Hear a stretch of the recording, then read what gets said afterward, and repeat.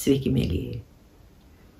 Jeigu būtų metų zebro mėnesio rinkimai, jeigu būtų ieškomas pats zebriškiausias mėnuo, tai ko gero būtų lapkritis. Čia labai blogai, čia staiga neįtikėtina sėkmė. Zebro efektas nesibaigia. Savaitė, kuri dabar artėja, kaip tik tokia ir bus. Visiškas zebras. Čia sėkmė, pergalė, čia iššūkis ir netgi smūgis. Savaitės pradžia bus visai smagi. Pirmadienis, antradienio pirma pusė. Ir netgi trečiadienį dar pasistengus būtų galima šį bei tą laimėti. Tačiau ketvirtadienis, penktadienis, šeštadienis, sekmadienis – tai išties labai sudėtingos dienos, kai nepatarčiau planuoti jokių svarbių reikalų, atsakingų susitikimų, rizikingų kelionių. Tai traumų, konfliktų laikas, avarijų laikas, išties nemalonus. Tad stenkimės kuo daugiau spėti savaitės pradžioje, o vėliau tiesiog tik tai, kas privalu. Na ir be abejo, saugome tiek savo sveikatą, gerus santykius šeimoje, tiek savo darbo vietą. Tai būtent tas laikas, kai profesinės klaidos gali tapti lemtingos. Ir tai gali tapti pagrindu netgi jūsų vadovybei pasakyti, kad tamsta jau. Mes galime ir be tavęs apsieiti. Štai tokia sudėtinga savaitė. Kai žiopsoti nereikia, savaitės pradžioje nežiopsokite, kad neprarastumėt geros progos, na, o antrą savaitės pusę jau reikės nežiopsoti, nes už kampo slypi kažkas, kas gali jums nemažai pakenkti. Na, o ar labai reikėtų dėl to išsigąsti?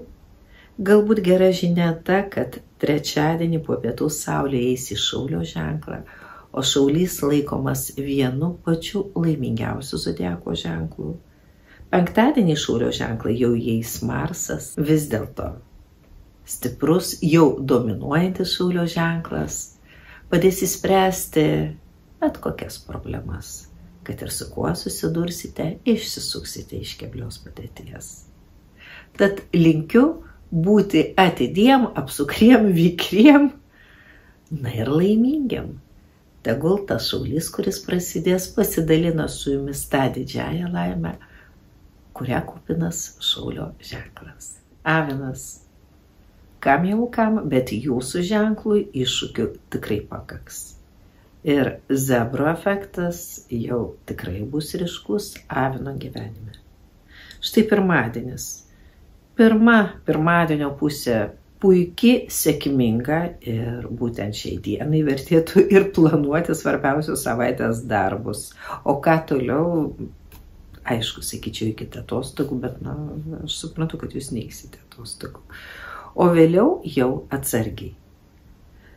Bet vis dėlto pirmadienis dar pakankamai sėkmingas ir antradienis neblogas, jeigu jūs nieko naujo nesugalvosite imtis. Galbūt trečiadienis nuo pavakarės irgi džiugus, saulė vis dėlto įeis į Šaulį ir bent jau tie avinai, kurie gimė ženklo pradžioje, jau pasijus žymiai smagiau.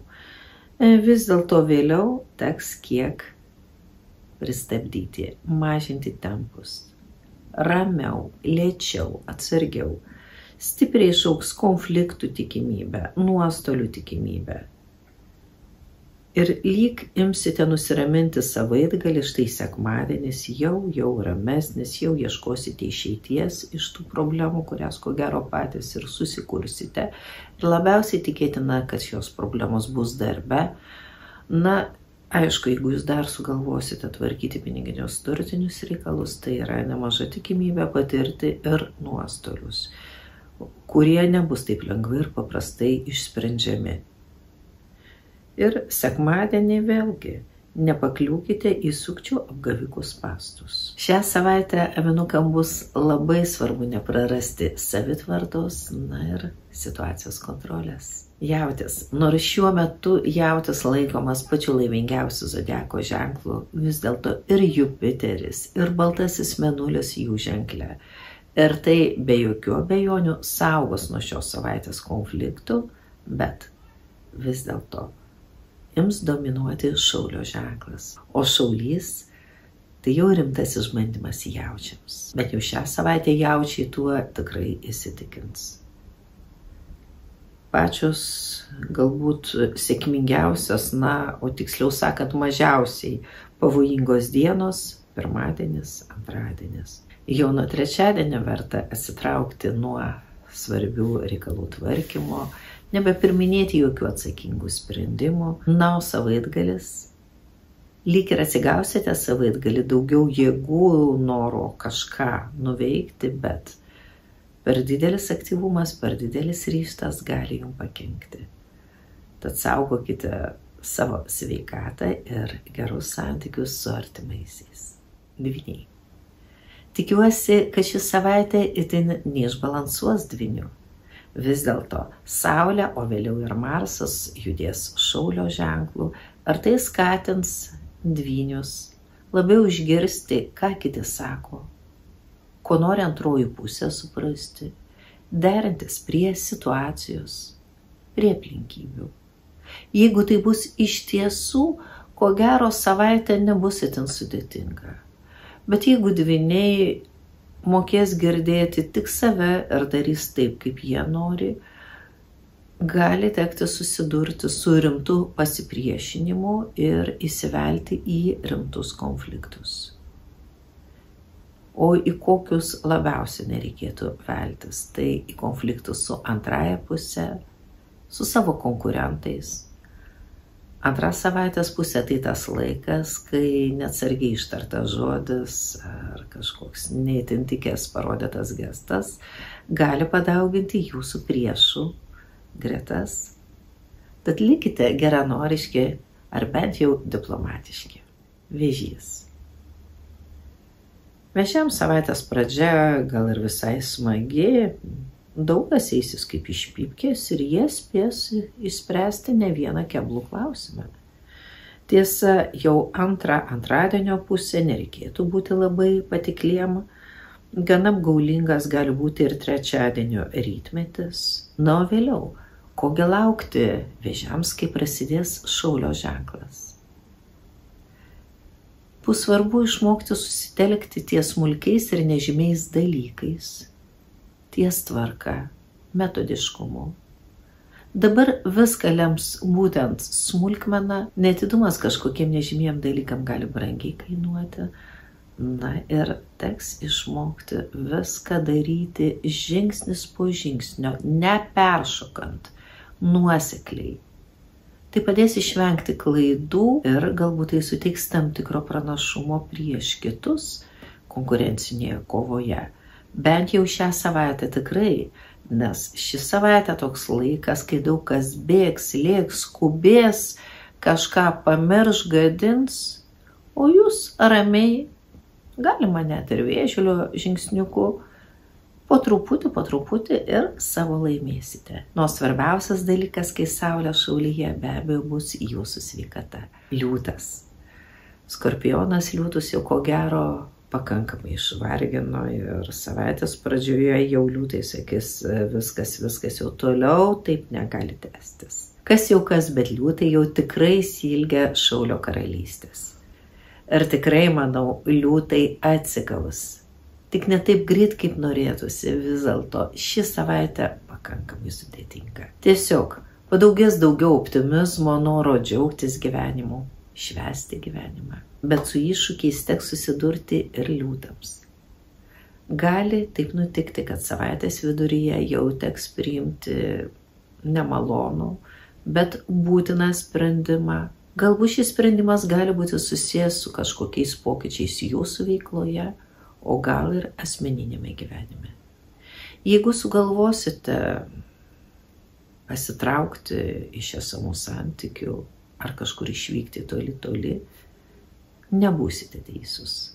Nieko nekeiskite, išlaukite. Nepamirškite, šaulio metas tik prasideda jūsų, dar laukia daug džiugių ir gerų dalykų. Mergelės.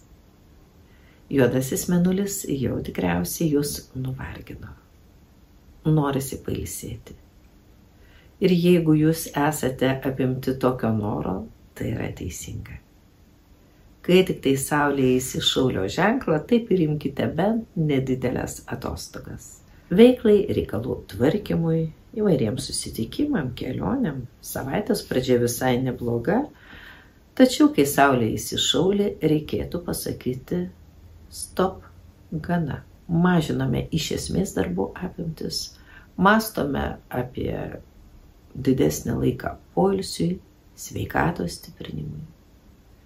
O atsitraukti nuo darbų bus sveika ne tik dėl jūsų sveikatos, bet ir dėl sėkmės veikloje.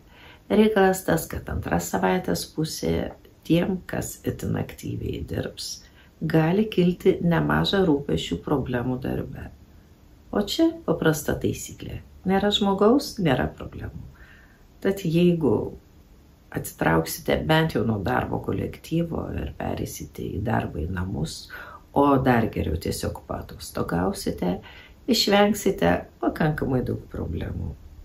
Deja, savaitės vidurys išties bus sudėtingas. Nuo savaitgalį, jeigu tik yra galimybės, patarčiau kažkur toliau nuo namų išvykti, pakeisti aplinką ir ramiai pailsėti nuo tų problemų, kurios jūs jau slegia. Reikia užsimiršti ir tiesiog pasvajoti apie gražius dalykus, kurie anksčiau ar vėliau ateis ir į jūsų gyvenimą. Svarstyklės. Tikiuosi, kad ši savaitė jums nebus sudėtinga.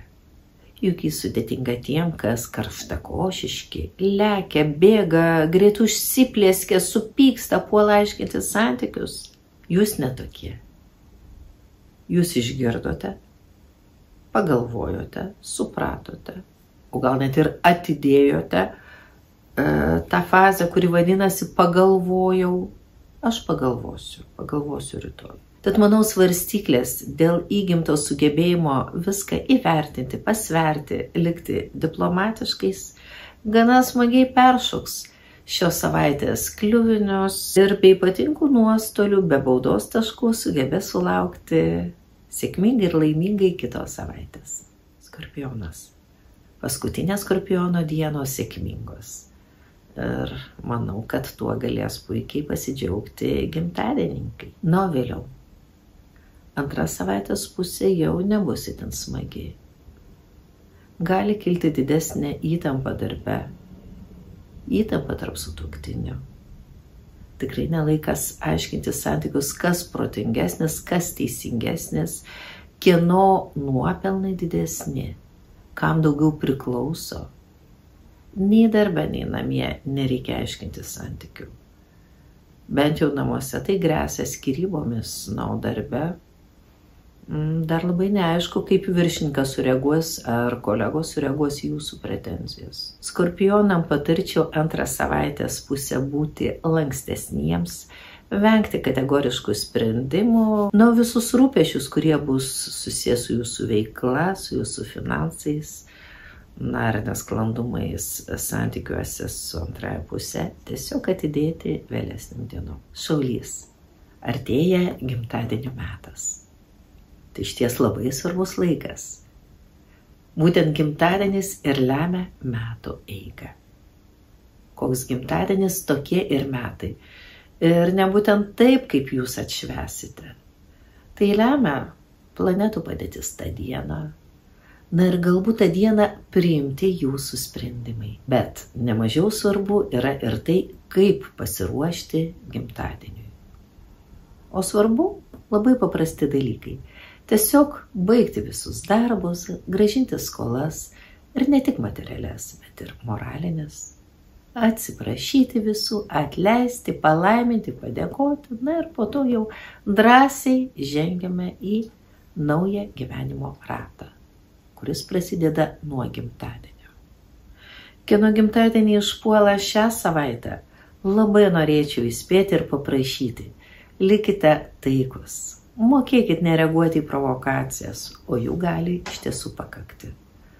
Na ir saugokite save, jokių rizikingų veiksmų.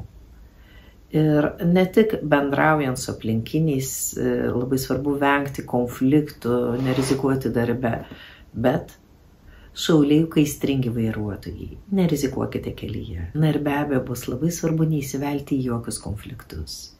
Jeigu tie, kurių gimtadieniai dabar pradės šią savaitę konfliktuoti, konfliktai lydės visus metus. Ožiaragis. Ar bus sudėtinga ši savaitė ožiaragiam?